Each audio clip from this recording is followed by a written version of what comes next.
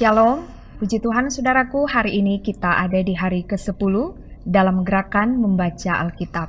Sebelum kita membaca Alkitab, marilah kita berdoa.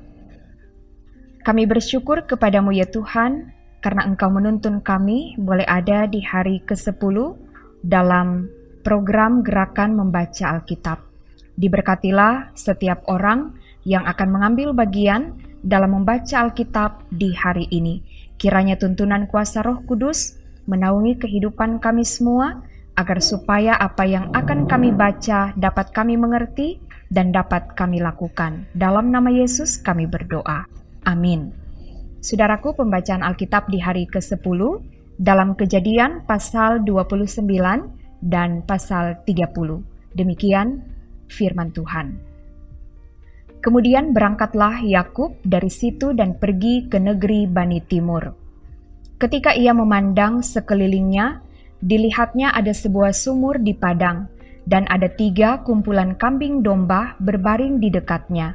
Sebab dari sumur itulah orang memberi minum kumpulan-kumpulan kambing domba itu. Adapun batu penutup sumur itu besar. Dan apabila segala kumpulan kambing domba itu digiring berkumpul ke sana, maka gembala-gembala menggulingkan batu itu dari mulut sumur, lalu kambing domba itu diberi minum, kemudian dikembalikanlah batu itu lagi ke mulut sumur itu. Bertanyalah Yakub kepada mereka, "Saudara-saudara, dari manakah kamu ini?" Jawab mereka, "Kami ini dari Haran." Lagi katanya kepada mereka, "Kenalkah kamu Laban cucu Nahor?" Jawab mereka, "Kami kenal." Selanjutnya katanya kepada mereka, "Selamatkah ia?" Jawab mereka, "Selamat. Tetapi lihat, itu datang anaknya perempuan, Rahel, dengan kambing dombanya." Lalu kata Yakub, "Hari masih siang, belum waktunya untuk mengumpulkan ternak. Berilah minum kambing dombamu itu, kemudian pergilah menggembalakannya lagi." Tetapi jawab mereka, "Kami tidak dapat melakukan itu selama segala kumpulan binatang itu belum berkumpul. Barulah batu itu digulingkan dari mulut sumur, dan kami memberi minum kambing domba kami." Selagi ia berkata-kata dengan mereka, datanglah Rahel dengan kambing domba ayahnya, sebab dialah yang menggembalakannya. Ketika Yakub melihat Rahel anak Laban saudara ibunya, serta kambing domba Laban, ia datang mendekat, lalu menggulingkan batu itu dari mulut sumur dan memberi minum kambing domba itu. Kemudian Yakub mencium Rahel serta menangis dengan suara keras. Lalu Yakub menceritakan kepada Rahel bahwa ia sanak saudara ayah Rahel dan anak Ribka. Maka berlarilah Rahel menceritakannya kepada ayahnya. Segera sesudah Laban mendengar kabar tentang Yakub anak saudaranya itu, berlarilah ia menyongsong dia, lalu mendekap dan mencium dia, kemudian membawanya ke rumahnya. Maka Yakub menceritakan segala hal ihwalnya kepada Laban. Kata Laban kepadanya, "Sesungguhnya engkau sedara sedaging dengan aku." Maka tinggallah Yakub padanya genap sebulan lamanya.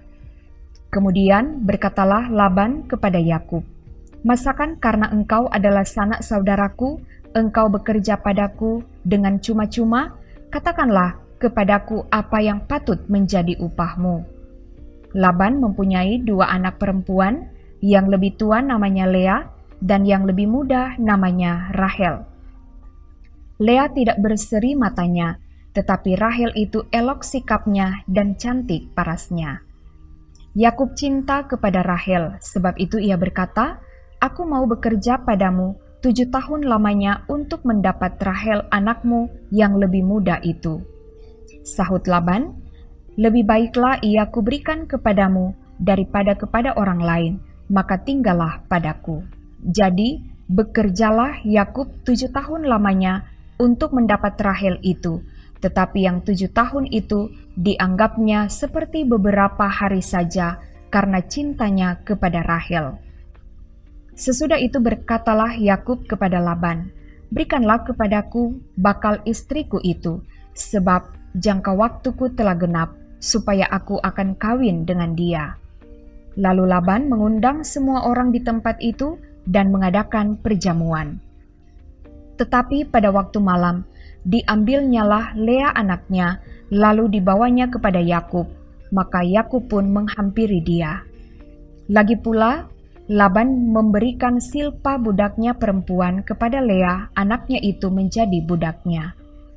Tetapi pada waktu pagi, tampaklah bahwa itu Lea. Lalu berkatalah Yakub kepada Laban, "Apakah yang kau perbuat terhadap aku ini? Bukankah untuk mendapat Rahel aku bekerja padamu? Mengapa engkau menipu aku?" Jawab Laban, "Tidak biasa orang berbuat demikian di tempat kami ini, mengawinkan adiknya lebih dahulu daripada kakaknya. Genapilah dahulu 7 hari perkawinanmu dengan anakku ini, kemudian anakku yang lain pun akan diberikan kepadamu sebagai upah, asal engkau bekerja pula padaku 7 tahun lagi." Maka Yakub berbuat demikian, ia menggenapi ke-7 hari perkawinannya dengan Lea, kemudian Laban memberikan kepadanya Rahel anaknya itu menjadi istrinya. Lagi pula Laban memberikan Bilha budaknya perempuan kepada Rahel anaknya itu menjadi budaknya. Yakub menghampiri Rahel juga, malah ia lebih cinta kepada Rahel daripada kepada Lea. Demikianlah ia bekerja pula pada Laban 7 tahun lagi. Ketika Tuhan melihat bahwa Lea tidak dicintai, dibukanyalah kandungannya, tetapi Rahel mandul. Lea mengandung, lalu melahirkan seorang anak laki-laki dan menamainya Ruben, sebab katanya, "Sesungguhnya Tuhan telah memperhatikan kesengsaraanku. Sekarang tentulah aku akan dicintai oleh suamiku." Mengandung pula lah ia, lalu melahirkan seorang anak laki-laki, maka ia berkata, "Sesungguhnya Tuhan telah mendengar bahwa aku tidak dicintai, lalu diberikannya pula anak ini kepadaku." Maka ia menamai anak itu Simeon. Mengandung pula lah ia, lalu melahirkan seorang anak laki-laki, maka ia berkata, "Sekali ini suamiku akan lebih erat kepadaku, karena aku telah melahirkan 3 anak laki-laki baginya." Itulah sebabnya ia menamai anak itu Lewi. Mengandung pula lah ia, lalu melahirkan seorang anak laki-laki, maka ia berkata, "Sekali ini aku akan bersyukur kepada Tuhan." Itulah sebabnya ia menamai anak itu Yehuda. Sesudah itu ia tidak melahirkan lagi. Ketika dilihat Rahel bahwa ia tidak melahirkan anak bagi Yakub, cemburulah ia kepada kakaknya itu, lalu berkata kepada Yakub, "Berikanlah kepadaku anak, kalau tidak aku akan mati." Maka bangkitlah amarah Yakub kepada Rahel dan ia berkata, "Akukah pengganti Allah yang telah menghalangi engkau mengandung?" Kata Rahel, "Ini Bilha budakku perempuan, hampirilah dia, supaya ia melahirkan anak di pangkuanku, dan supaya oleh dia aku pun mempunyai keturunan." Maka diberikannya Bilha budaknya itu kepada Yakub menjadi istrinya, dan Yakub menghampiri budak itu. Bilha mengandung, lalu melahirkan seorang anak laki-laki bagi Yakub. Berkatalah Rahel, "Allah telah memberikan keadilan kepadaku, juga telah didengarkannya permohonanku dan diberikannya kepadaku seorang anak laki-laki. Itulah sebabnya ia menamai anak itu Dan." Mengandung pulalah Bilha budak perempuan Rahel, lalu melahirkan anak laki-laki yang kedua bagi Yakub.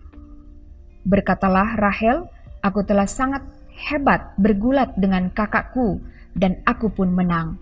Maka ia menamai anak itu Naftali. Ketika dilihat Lea bahwa ia tidak melahirkan lagi, diambilnyalah Silpa budaknya perempuan dan diberikannya kepada Yakub menjadi istrinya. Dan Silpa, budak perempuan Lea, melahirkan seorang anak laki-laki bagi Yakub. Berkatalah Lea, "Mujur telah datang," maka ia menamai anak itu Gad. Dan Silpa, budak perempuan Lea, melahirkan anak laki-laki yang kedua bagi Yakub. Berkatalah Lea, "Aku ini berbahagia, Tentulah perempuan-perempuan akan menyebutkan aku berbahagia. Maka ia menamai anak itu Asyer. Ketika Ruben pada musim menuai gandum pergi berjalan-jalan, didapatinyalah di padang buah dudaim, lalu dibawanya kepada Lea ibunya. Kata Rahel kepada Lea, "Berilah aku beberapa buah dudaim yang didapat oleh anakmu itu." Jawab Lea kepadanya, "Apakah belum cukup bagimu mengambil suamiku? Sekarang pula mau mengambil lagi buah dudaim anakku?" Kata Rahel, "Kalau begitu, biarlah ia tidur dengan engkau pada malam ini sebagai ganti buah dudaim anakmu itu." Ketika Yakub pada waktu petang datang dari padang, pergilah Lea mendapatkannya sambil berkata, "Engkau harus singgah kepadaku malam ini, sebab memang engkau telah kusewa dengan buah dudaim anakku." Sebab itu, tidurlah Yakub dengan Lea pada malam itu. Lalu Allah mendengarkan permohonan Lea. Lea mengandung dan melahirkan anak laki-laki yang kelima bagi Yakub.